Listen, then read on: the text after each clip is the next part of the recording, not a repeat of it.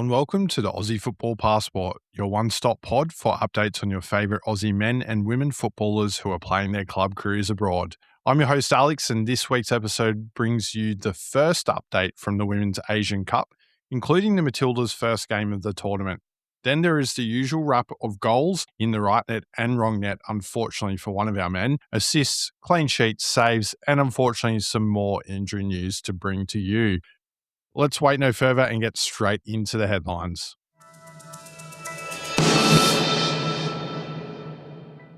All right, let's start with the headlines, and let's start with our Matildas because the goalkeeping crisis continues. Jada Whyman suffered a knee injury in training whilst first choice keeper Mackenzie Arnold did not train due to calf fatigue, according to coach Joe Montemurro. This resulted in Morgan Aquino being called into the side to replace Whyman. Montemurro revealed that Whyman was set to make her Matildas debut 8 years after first being called up to the squad before injury struck in an unfortunate blow for her. So massively disappointing. Now, let's analyse the game briefly because the Matildas had a 1-0 victory against the Philippines in the tournament opener in Perth. It was a solid victory that was almost 2-0 until a VAR intervention ruled out Hayley Rasso's goal. The opening game of the tournament can often be a banana peel for the host and favourite side of the tournament, which in this case, Matildas, well, they're there or thereabouts in terms of favouritism for the silverware. However, the Matildas negotiated this game in a true professional fashion, I think it's fair to say, by getting the win. The Matildas looked to attack down the left side of the Philippines, or the right side of the Matildas attack, so on Hayley Rasso's side, mainly due to Angie Beard being deployed as a makeshift left back. She typically plays as a central defender at club level for her current side in the A-League Women's, which is Brisbane Roar. It must be said that Angie Beard was exceptional in repelling the Matildas' attacks and was beaten only a few times by Rasso. And really, it made the difference there as to why it wasn't more than 1-0 or 2-0 if you include the goal that was ruled out by VAR. We saw the big game experience of our front line whilst there was a nod to the future in midfield and at the back with Winona Heatley and Claire Hunt combining in central defence. Chloe Lincoln was also thrust into the spotlight between the sticks due to the injury crisis with the Matildas goalkeepers, as mentioned earlier. We also got to see Mary Fowler come on later in the game where she looked right on it straight away. Tamika Yallop described her as dancing on the pitch in her post-match comments, and I tend to agree with that. Overall, it was a win to start the tournament. Plenty of things to improve upon, but let's leave it to Joe Montemurro and player of the match, Caitlin Foord, to describe in their post-match press conference. Do you feel? What do you feel? We won 1-0. Controlled game. Happy to get it out of the way, and we move on to the next one. So, Great. Kathleen, share congratulations your to thoughts. being the player of the match today. So how was the match? My thoughts. We would have liked to probably score a few more goals, but like Joe said, we're in control the whole game, and it's about building into the tournament. So we have a lot to work on, obviously moving forward, but job done. Peter Atensio of Manila Standard. How was the defense, sir, of Philippine team? The defence How was the defense? of Philippines, very well organised. Obviously stayed very, very deep. At times made it difficult for us to break lines. I think it was very obvious what they tried to do, and to reduce the scoreline, and they got the success that they needed. Joe, what did you think of the way the team was finishing in the final third? Only 6 shots on target. So, interested in your thoughts around the finishing.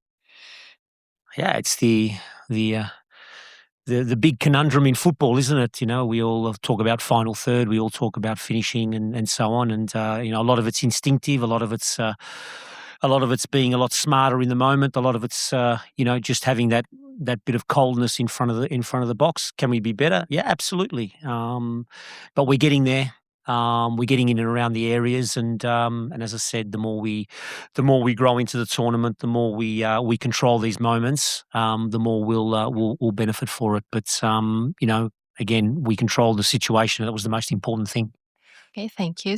Thanks to Football Australia and the AFC for the audio of the post-match press conference there. Now, just to let you know, the Matildas' next game is against Iran on Thursday evening on the Gold Coast. So make sure you check your local guides because, of course, daylight savings is still in effect on the east coast of Australia and Central Australia as well. So that might make those time differences just a little bit different, of course. And then, of course, our fans over in Western Australia being 2 hours behind Queensland. Now let's head around the grounds at the Asian Cup. And on Monday, South Korea beat Iran 3-0 on the Gold Coast in the other game from Group A. In Group B, North Korea beat Uzbekistan by the same scoreline, and China bucked the trend with a 2-0 win over Bangladesh. Both of those games were held in Sydney on Tuesday. The next fixtures up on Wednesday are Japan playing Chinese Taipei and Vietnam playing India to round out match day 1 for the Women's Asian Cup. And we will bring you all the latest, of course, of the next 2 match days in the next episode of the Aussie Football Passport. Now let's round out the headlines with some injury news, and in particular with an update on Mohamed Toure, because he was substituted off after 9 minutes due to injury in Norwich City's 2-0 win against Sheffield Wednesday in midweek championship action. After undergoing scans, Norwich coach Philippe Clement confirmed that Toure has a groin injury that will sideline him for 4 to 6 weeks. This means he will miss the March internationals against Curaçao and Cameroon. It's not great news, but it could have been a lot worse, I think it's fair to say, with the way that he went down and, of course, was substituted off after only 9 minutes of a match. So let's hope Mo is able to get back up to speed ASAP, because he is pretty much nailed on as the starting striker for this Socceroos squad with the form he was in before this injury. Now, speaking of strikers with injuries, another one of the Socceroos hopefuls went down over the weekend. It was Nick D'Agostino. He went down specifically deep into injury time of the first half of Brisbane Roar's 1-1 draw with Perth Glory in the A-League on the weekend. He clutched at his knee and did not return for the second half. The club announced that they are seeking a second opinion on his knee injury, and further news will be made available after the release of this episode, so we'll update you in next week's episode. Let's hope for the best for Nick and that he is able to recover soon, but knee injuries never a good thing, are they? Particularly with Nick's game being quite a powerful one and relying on his pace. And it does beg the question whether he did come back to Brisbane Roar slightly underdone. I personally think he did. Anyway, that's it for the headlines this week and the injury wrap. Let's move on to the weekly wrap for our men's players this week.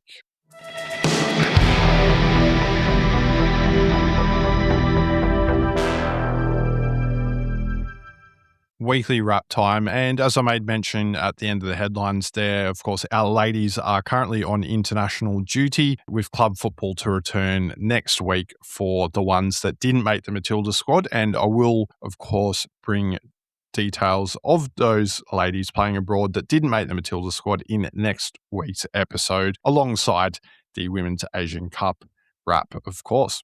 Now to our men playing abroad. Let's start in the championship, as I like to do every week. Cameron Burgess played all of Swansea City's 1-1 draw with Preston North End in midweek. He then played all of Swansea City's 3-0 loss to Ipswich Town at the weekend. Ouch. That is not ideal for Swansea, who are falling away towards the bottom of the table there. Nestori Irankunda played a full game for Watford in their 2-0 loss to Ipswich Town. He then played 69 minutes for Watford in their 2-1 win against Bristol City at the weekend. Adrian Segicic was subbed on in the 42nd minute of Portsmouth's 2-1 loss to Wrexham. He then played a full game for Portsmouth as they lost 1-0 to Hull City. Unfortunately, Segicic was at fault for the goal, conceding possession deep in his own half with an attempted flick leading to his coach, John Mousinho, calling him out in the post-match interview. In better news, however, Hayden Matthews was on the bench for Portsmouth in that game, so hopefully we'll see him get some minutes over the coming weeks for his side. Callum Elder played the first half of Derby County's 4-2 loss to Hull City in midweek, and he scored an own goal. Ouch. That is the one that I alluded to at the top of the show there. Our Aussie duo at QPR made substitute appearances in their side's heavy 5-0 loss to Southampton in midweek action. Daniel Benny was sent on at halftime, whilst Keely Adamson got onto the pitch at the hour mark. Then at the weekend, Daniel Benny started and was substituted off at halftime, whilst Jalen Pearman got 6 minutes for QPR in their 2-0 loss to Sheffield United. That rounded out the action in the Championship. Now let's go a division below to League One, where Joe Gauci started and played a full game in goal for Port Vale, and he also kept a clean sheet in their 1-0 win against Northampton Town in midweek. And then backed up at the weekend, playing the full game in goal for Port Vale again in their 1-1 draw, this time with Luton Town. Alex Robertson scored the first goal for Cardiff City in their 4-0 win against Doncaster Rovers. He started and played the full game. The midfielder now has 4 goals this season for Cardiff City. Caleb Watts started and played the full game for Plymouth Argyle in their 1-0 loss to Rotherham United. Let's head north of the border to Scotland, where Ryan Strain contributed to a clean sheet for Dundee United as they drew 0-0 with Aberdeen. He got 32 minutes as a substitute, to be precise. His teammates Ashley Maynard-Brewer and Zach Sapsford also played, with goalkeeper Ashley playing the whole game and Zach getting 58 minutes. Nicholas Milanovic did not make it off the bench for Aberdeen in that one. Martin Boyle came on in the 75th minute for Hibernian to pick up an assist for Socceroos hopeful Ante Suto in a 3-3 draw with Dundee FC. Jack Iredale played 75 minutes for Hibs, whilst Suto played 24 minutes as a second half substitute. Keanu Bacchus played 82 minutes for St Mirren in a 1-1 draw with Livingston, who Ryan McGowan played the full game for. Then going back to our friends at Dundee United, Ryan Strain and Ashley Maynard-Brewer played full games for them as they lost 2-0 to Motherwell at the weekend. Their teammate Zach Sapsford came on at the hour mark to help overturn the result, but to no avail. Oscar Priestman was a second half substitute for Motherwell, getting 19 minutes. Johnny Katrumbis was not in the matchday squad for the 4th consecutive time now. There's no news as to whether he's injured, whether he's been dropped. He hasn't been suspended, I can confirm that. So not too sure what's going on there with Johnny. Hopefully everything's okay and he can get back on the pitch, because there is a fullback position available in that Socceroos squad if he wants it and if he can get some game time there at Motherwell. Now to Germany, where Jackson Irvine started and played a full game for St. Pauli as his side secured an important win in their quest to avoid relegation from the Bundesliga, which is the German top flight, by beating Hoffenheim 1-0. St. Pauli have won 3 of their last 4 games as they build some momentum to close out this season and, of course, avoid relegation. Connor Metcalf came on in the 75th minute for St. Pauli in his first appearance since late September. Fantastic news for Connor there, and it might well put him back into Socceroos contention, you'd imagine. Now to Spain, where Matt Ryan started and played a crucial role for Levante, keeping a clean sheet as his side beat Deportivo Alaves 2-0. He made 5 saves as Levante snapped a 4-game losing streak to help in their fight for top flight survival. Alan Mabil came off the bench at half-time to assist Castellon's only goal in a 3-1 loss to Racing Santander. Now to Croatia, where Fran Karacic played 74 minutes for Osijek in a 2-0 win against Vukovar 91, which saw his side move out of the relegation places. Very good stuff for Fran and his teammates there in Croatia. Now to the Netherlands, where Jordi Boss played until the 62nd minute as Feyenoord lost 2-0 to FC Twente. Arden Hrustic and Reece Bozanovsky both played until the 62nd minute of Heracles Alamelo's 3-1 loss to league leaders PSV Eindhoven. Max Ballard played until the 73rd minute for NAC Breda in a 3-0 loss to Telstar. Now to Austria, where Jacob Italiano started and played 89 minutes for Grazer AK as they beat Raid 2-1. Jed Drew got 27 minutes as a second-half substitute in Hartberg's 0-0 draw with Red Bull Salzburg. Now to Denmark, where Paul Itzo started and played the full game in goal for Randers as they had a 2-1 win against Copenhagen. Musa Toure was a second-half substitute, getting 32 minutes. Now to Norway, where Gianni Stensnes was sent off in the 36th minute of Vikings' 2-0 win over Sarpsborg, which was their final friendly before the resumption of the Norwegian League next weekend. I don't think the suspension will affect his league availability, but we will find out next week if he is in the matchday squad. Now to Cyprus, where Milos Degenek came on at 86 minutes for Apoel Nicosia in their 3-2 loss to AEL Limassol. Now to Czechia, where Garan Quol was substituted on in the 67th minute of Sparta Prague's 5-2 win against Baník Ostrava. Now to Northern America, where Patrick Yazbek was substituted on in the 78th minute of Nashville's heavy 5-0 win against Atletico Ottawa in the return leg of their CONCACAF Cup match in midweek. The result sees his side through to the quarterfinals of the competition. So congratulations to Patrick and Nashville there. He then played a full game for Nashville as they returned to MLS action in their 0-0 draw with Dallas at the weekend. Kai Rolls played a full game for DC United as they lost 1-0 to Austin. Aidan O'Neill played 83 minutes of New York City FC's 2-1 win against Philadelphia. Kai Truan came on for O'Neill as a substitute for the final minutes of the match. Lucas Harrington started, played the full game and grabbed a goal for his side, Colorado Rapids, in their 2-0 win over the Portland Timbers. Now, speaking of goals, Ariaf Piol started, played 81 minutes and got his side second and what turned out to be the match-winning goal as they beat the Seattle Sounders 2-1. Archie Goodwin got 13 minutes as a second-half substitute for Charlotte in their 3-0 loss to LA Galaxy. Now, rounding out the men's weekly wrap action in Japan, as I always do here on the Aussie Football Passport, with Kasuni Yengi being substituted onto the pitch in the 81st minute for Cerezo Osaka as they lost 1-0 to Bivaren Nagasaki. Jason Geria started and played a full game for Albrechts Niigata in their 2-0 win over FC Emibari in the J2 League. That is it for the weekly wrap. Next up, I'll be back to give you the players of the week and wrap up this week's episode.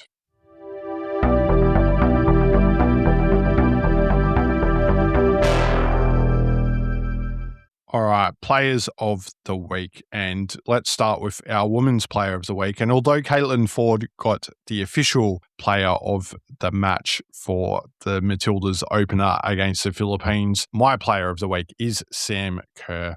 To have the pressure of captaining the Matildas as well as being the main goal threat is a lot of pressure to have on your shoulders, let alone playing in your hometown, in a tournament being hosted in your home country. Kerr, as we well know by now, did not crack and produced what turned out to be the match-winning goal from a cross provided by Claire Wheeler and headed on by Foord. Wheeler herself was unlucky not to get this award with an absolutely outstanding performance in midfield to press her case for selection in the next game. I think it's going to be difficult for Kyra Cooney-Cross to get her place back with the performance that Claire provided there. We saw her pop up a number of times on that right-hand side of the Matildas attack in that rotating midfield, and it was really refreshing to see Claire take her form from the WSL into the green and gold of the Matildas. I'm certainly looking forward to see what she's got for us for the rest of this Asian Cup tournament. Now to the men's player of the week. It goes to none other than Riley McGree, who scored for Middlesbrough in a 1-1 draw with Leicester City in midweek. It was his 5th goal of the season as he goes through an absolute purple patch after his return from injury. He then backed it up in Middlesbrough's 3-1 win over Birmingham on Monday night. He played 74 minutes in that game. And for the love of God, please, please, please stay fit, Riley, because we desperately need you for this Men's World Cup. You just get the feeling he's going to be so crucial to the Socceroos' chances of progressing from the group stage. All right, well, that's it for another week of the Aussie Football Passport. I hope you enjoyed this episode. Please share this show with anyone you think may like it. That would be greatly appreciated. It gets the name of the podcast out there and into all those funny algorithms and however they work. I'm not quite sure, but just keep talking about the show and maybe the algorithm will pick it up. Also, make sure you check out the special episode I brought out last week on the weekend, to be specific, previewing the Matildas Asian Cup campaign as well. It's a great episode. Paletti was a fantastic guest and full of information that you may not have known about the tournament as well. So if you've got 45 minutes spare, check that one out. Anyway, I'll stop rabbling on. Thanks for listening, and I'll catch you in the next episode. Goodbye for now.